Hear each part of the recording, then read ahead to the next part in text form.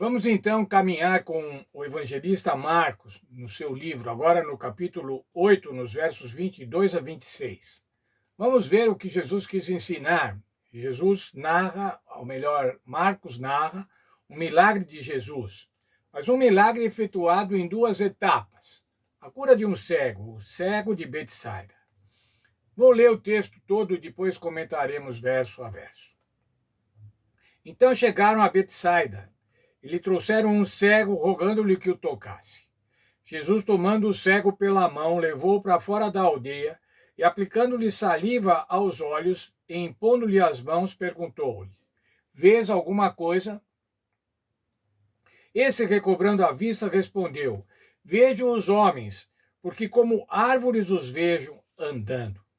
Então, novamente, lhe pôs as mãos nos olhos, e ele, passando a ver claramente, ficou restabelecido, e tudo distinguia de modo perfeito. Mandou Jesus embora para casa, recomendando-lhe: não entres na aldeia. O que é que podemos aprender nesses versos, irmãos? O que Marcos está nos ensinando através das ações de Jesus nestes versos?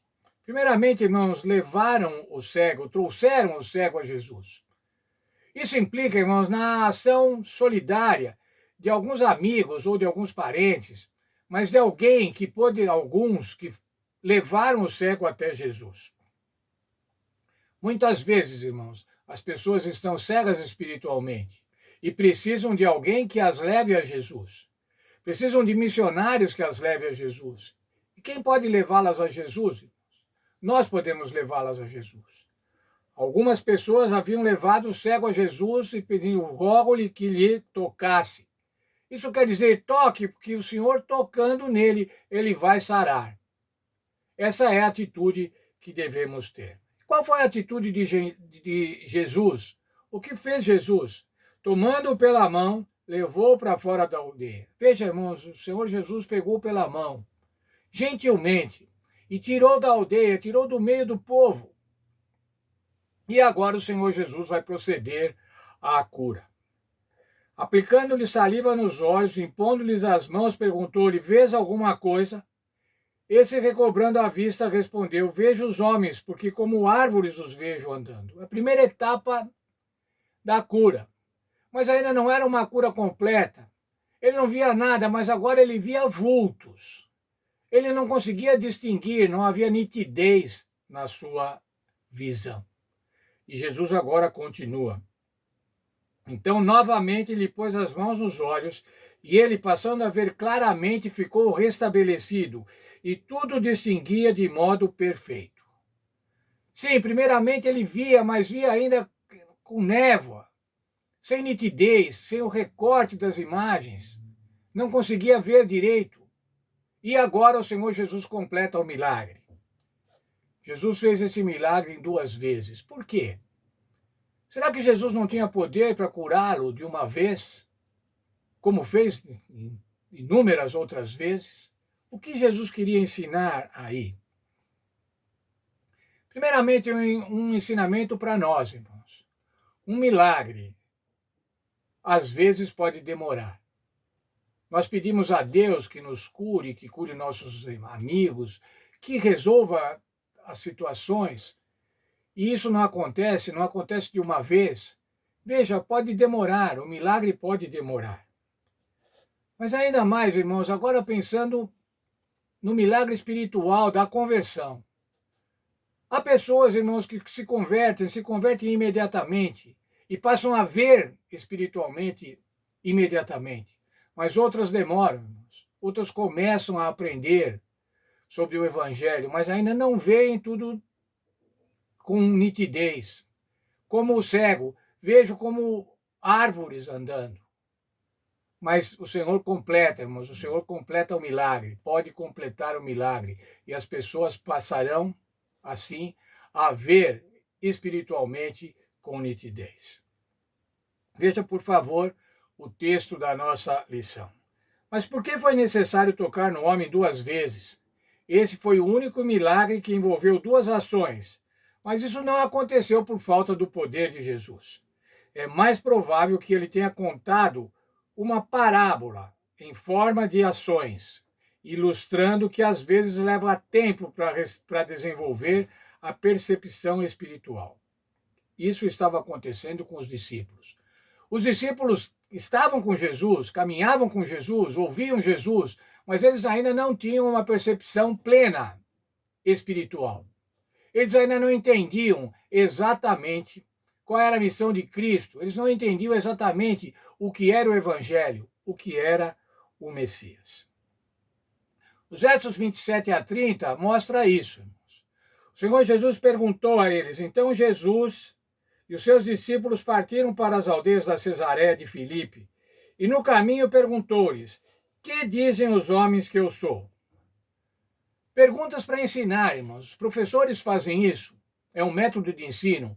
Fazer perguntas para despertar o conhecimento, para despertar o interesse. Aqui a gente vê, irmãos, o ponto decisivo do livro de Marcos. A apresentação do Senhor Jesus. A apresentação do Evangelho. Jesus se apresentando como Messias. A pergunta de Jesus, quem dizem os homens que eu sou? E eles responderam, João Batista, outros Elias e outros alguns dos profetas. Veja, havia uma confusão, irmãos. Não, Jesus era João Batista que havia ressuscitado, ou era o profeta Elias, ou era algum dos outros profetas. Eles certamente tinham uma importância espiritual muito grande, mas eles não entendiam exatamente quem era Jesus. Havia vários entendimentos sobre quem era Jesus, e esses entendimentos eram todos errados. Mas então perguntou, mas vós, quem dizeis que eu sou? E Pedro respondeu, tu és o Cristo. Veja, irmãos, o reconhecimento de que o Senhor Jesus era o Cristo.